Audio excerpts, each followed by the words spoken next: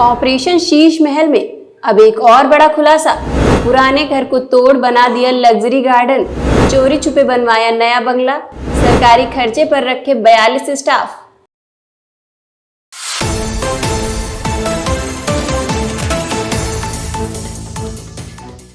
दिल्ली के सीएम केजरीवाल साहब को लेकर हर रोज नए खुलासे होते जा रहे हैं।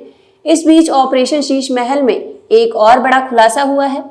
ऑपरेशन शीश महल को लेकर लोगों के बीच इतने सवाल उठ गए हैं जिनके जवाब देना केजरीवाल साहब के लिए बहुत मुश्किल हो रहा है। इसने दिल्ली की राजनीति में भूचाल ला दिया है।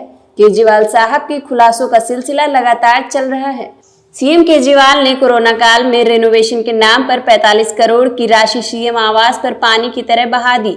सीएम केजरीवाल ने अपने सीएम आवास में 8 लाख के पर्दे लगवाए। सिर्फ इतना ही नहीं, सीएम आवास में लगाने के लिए वियतनाम से मार्बल मंगवाया, जिसे डियोर पर्ल मार्बल कहा जाता है, जो एक सुपीरियर क्वालिटी का होता है, जिसकी कीमत 15 लाख रुपए होती है और इसे लगाने के लिए भी अलग तरीके से फिटिंग की जाती है। खुद को दिल्ली का मालिक बताने वाले सीएम केजरीवाल ने बंगले को बड़ा बनाने के लिए आसपास के घरों को भी खाली करा दिया।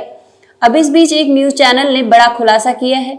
उसने सैटेलाइट इमेज के जरिए दावा किया है कि असल में पुराना सीएम आवास तो गिरा दिया गया, जिसके बाद नया सीएम आवास बना।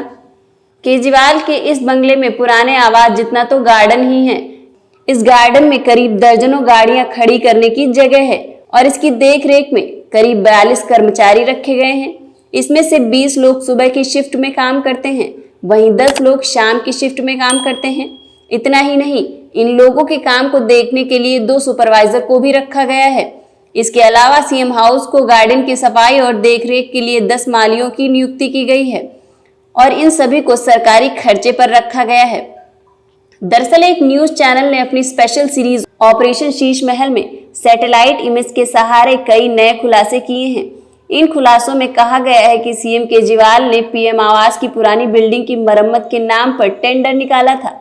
इस टेंडर के तहत पुरानी बिल्डिंग के मरम्मत के साथ ही कुछ बदलाव होने थे, लेकिन इसकी जगह सीएम केजरीवाल ने एक नया सीएम आवास बनवाया और पुरानी बिल्डिंग को गिराकर उसकी जगह एक गार्डन बनवाया, जिसके बगल में लॉन टेनिस के लिए एक कोर्ट भी बनवाया।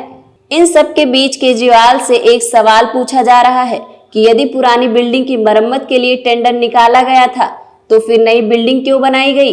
यदि पुरानी गिराकर नई बिल्डिंग बनवानी ही थी तो इसे छुपाया क्यों गया?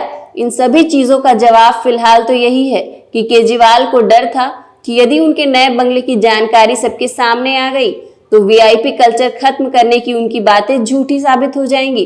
गौरतलब है कि इन खुलासों के बीच दिल्ली के उपराज्यपाल विनय कुमार सक्सेना ने इस मामले में जांच के आदेश दिए हैं।